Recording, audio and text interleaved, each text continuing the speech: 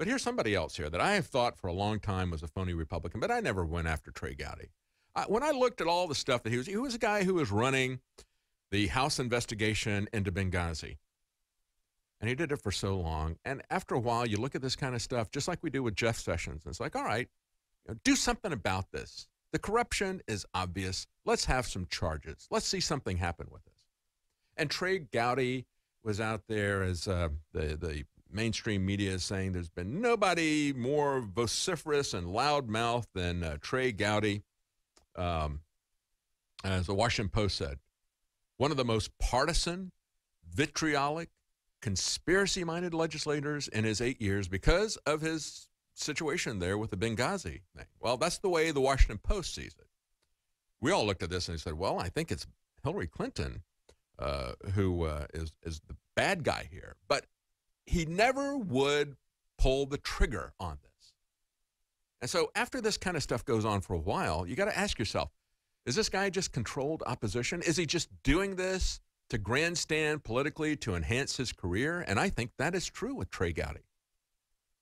With what happened with Benghazi and how long that went on and what was exposed, and he never did anything about it. And I think it has now been proven.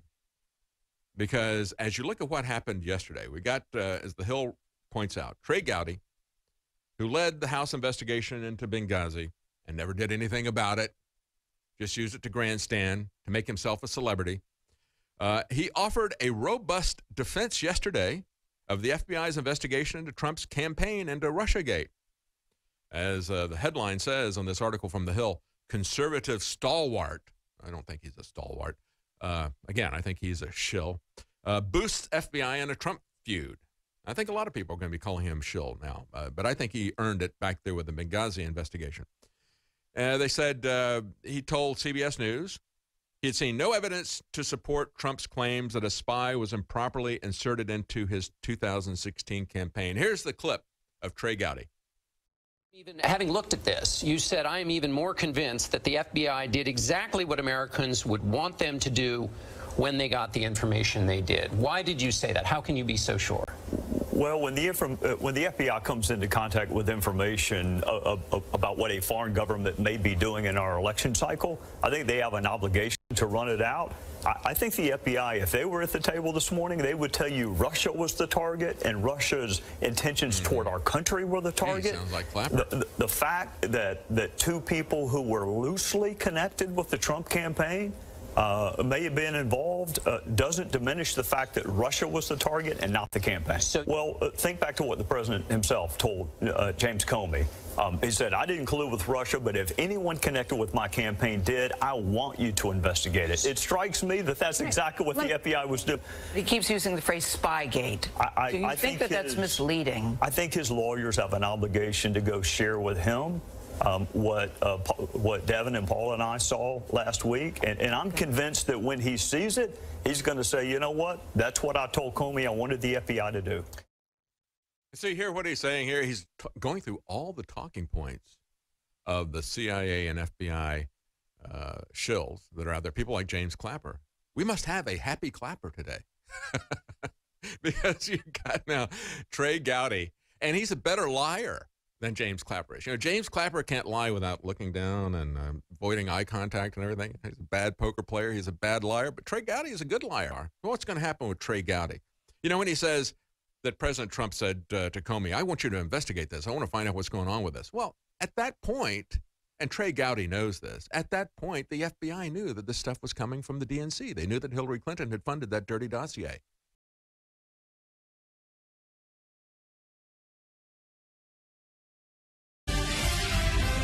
Our friend, the great one, Mark Levin, just literally lighting up House Oversight Committee Chairman Trey Gowdy after the congressman praised the FBI for spying on the Trump campaign. Congressman Gowdy, what's happened to you? Take a listen.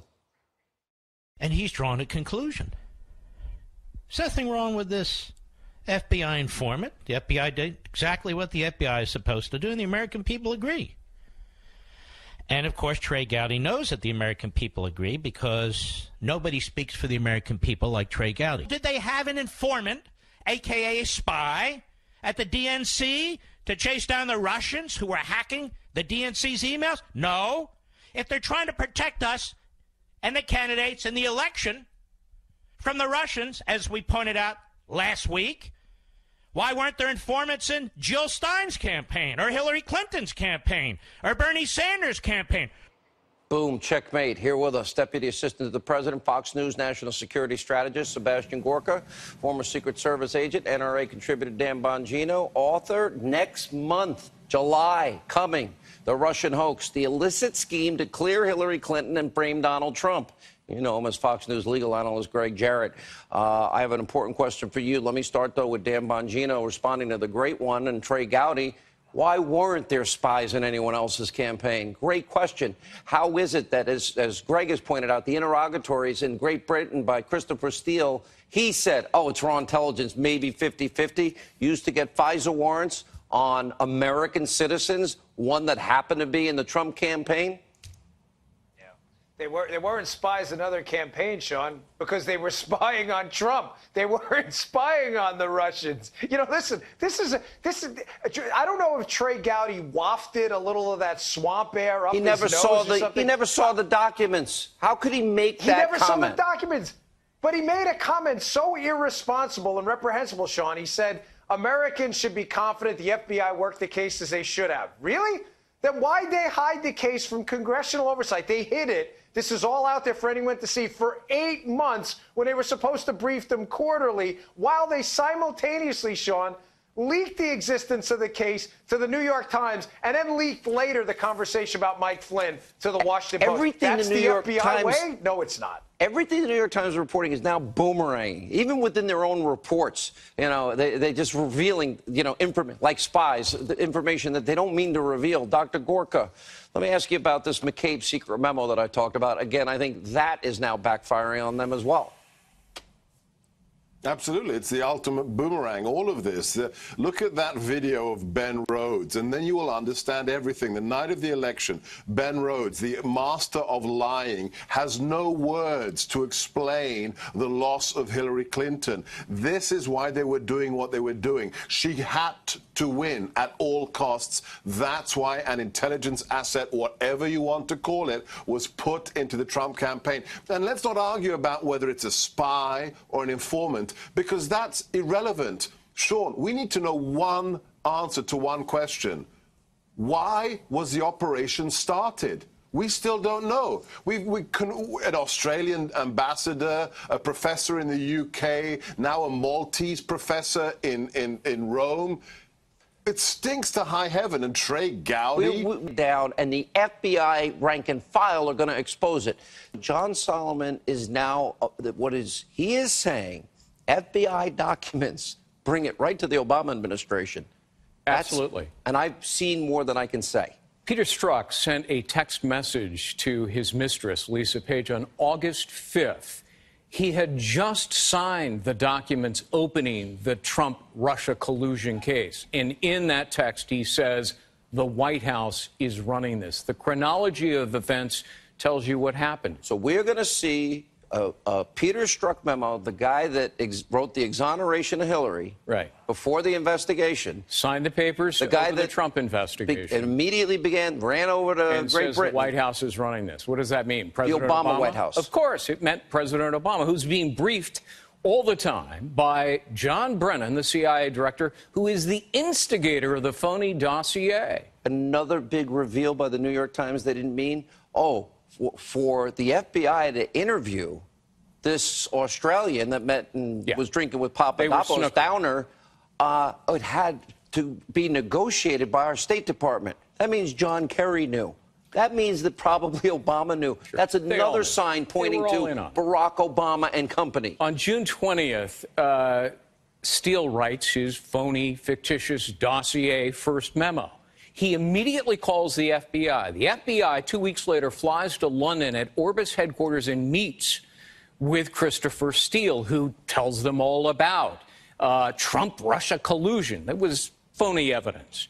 3 weeks later, the FBI opens its investigation, and only thereafter do they start looking into Papadopoulos. And now we know the timeline is off, too, because right. It started in the spring. All right. Last word from both Dan and Dr. Gorka. Dan. Sean, I think the next shoe to drop is the information about, Russian dirt on Hillary was clearly pulled out of the campaign by the FBI. Who pushed it in there? That's going to be the next shoe to drop. Okay, paying close attention. And Dr. Gorka. The suspect number one is John Brennan, and he wouldn't have moved a muscle unless Obama knew as well.